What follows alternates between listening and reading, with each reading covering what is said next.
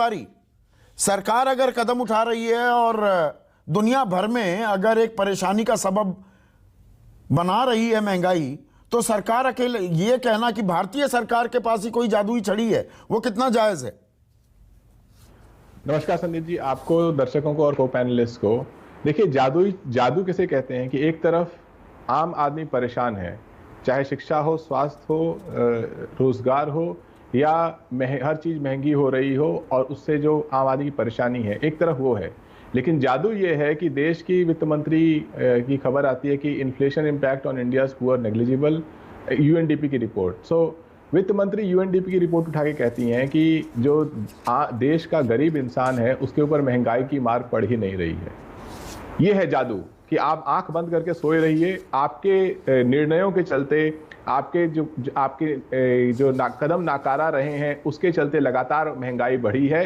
न प्रधानमंत्री को अर्थव्यवस्था का एबीसी पता है। हाँ, डॉक्टर मनमोहन सिंह को क्रिटिसाइज करने का एबीसी पता था, तो उन्होंने रुपए से लेकर के, ब्लैक मनी से लेकर के किस तरीके से भारत में पेट्रोल डीजल सस्ता हो जाएगा, महंगाई कम हो जाएगी, सब पर लंबे चौड़े भाषण दे दिए 2014 तक।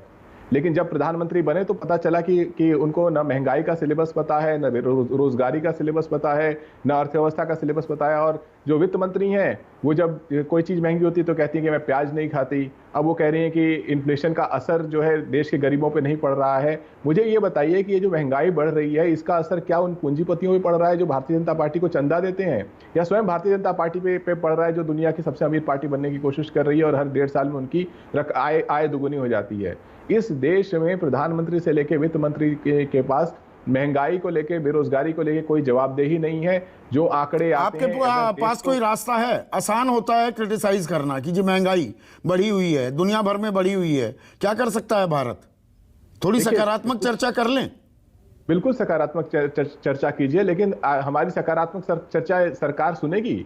जो सरकार ये मान के बैठी कि जब गरीबों के ऊपर महंगाई का असर नहीं पड़ रहा है तो क्या महंगाई का असर अमीरों के ऊपर पड़ रहा है? रास्ता क्यों नहीं है? अगर इस सरकार को दिखता है एक आम आदमी के रोजमर्रा के खर्च क्या हैं, बच्चों की फीस, क्या सरकार के पास रास्ते नहीं कि बच्चों की फीस के लिए प्रावधान कर सके, खासकर उन स्कूलों में जहां बच्चे अभी तो नोटबुक्स, पेंसिल, पेपर, मार्कर, जो चीजें आप खरीदते हैं स्टेशनरी की, उन पर भी जीएसटी बढ़ गया है। 18 तारीख से बढ़ जाएगा। सरकार, क्योंकि सरकार को लगता है कि गरीब के ऊपर महंगाई का असर पड़ ही नहीं रहा है। ये सरकार उस डॉक्टर की तरह हो गई है कि पेशेंट मरणासन है और वो सरकार कह रही है कि दवाई का असर नहीं है, इसका मतलब पेशेंट ठीक हो रहा है। ये बेवकूफ़ी है।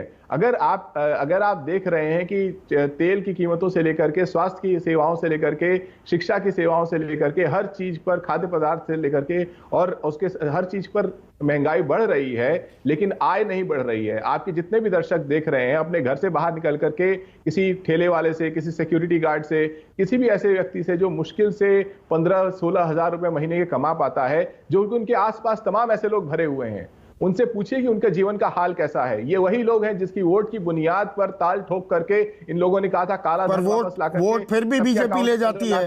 भरोसा फिर भी वही लोग। बेरोजगारी की समस्या थी, महंगाई की समस्या थी उत्तर प्रदेश चुनाव से भी पहले, फिर भी वोट बीजेपी को मिले।